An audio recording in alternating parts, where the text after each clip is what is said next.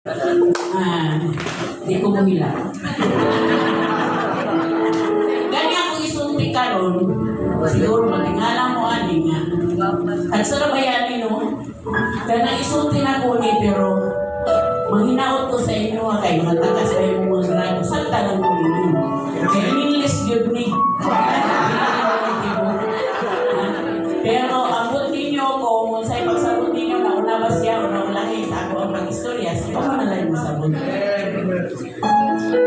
Good afternoon everyone to all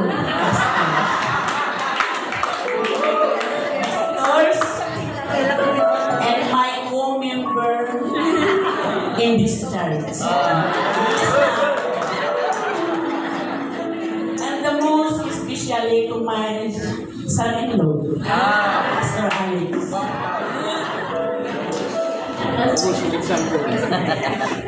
And my son in the spirit, Aubrey Aguilar.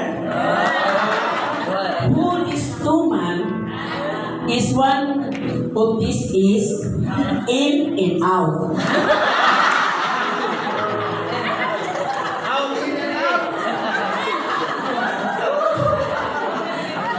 So first is I want you to know who is Pastor Alex Agrida. Pastor Alex Agrida is very humble. He is very talented pastor. For me, I don't know for you.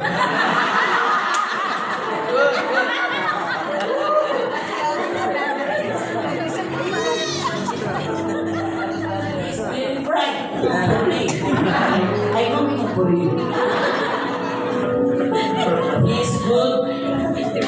He is talented to preach the word of God. And I imagine all pastor preach in this church is enter in my mind and my heart.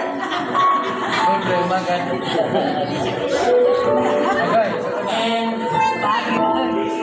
wala na ko makalinti. Hindi na ko kalinta ng iyahang mga kuan ka na iyahang mga wali sa asa.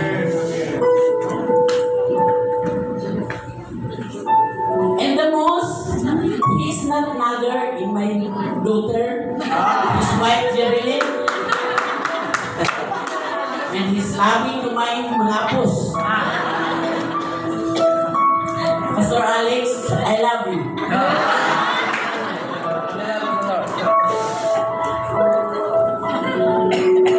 Ang inaya niya, manghihatagon, manuluyon, ug ang nabiliban jud ang maayo kanang muwali siya unya mo declare og mga blessing na may mga blessing usahay ma-declare niya nga wala matuman pero matud pa niya amo daw paabuton na yung mga declaration niya nga nangatuman ug kana kabubuton jud sa Ginoo. So, nakaingon ko nga I'm very blessed na usa ka ugangan. Imagine, nakaugmagan ko pastor, dili lagi nga pastor noon sa taasan ako ang mga pagyanta. Even my co-member in this church, in this store.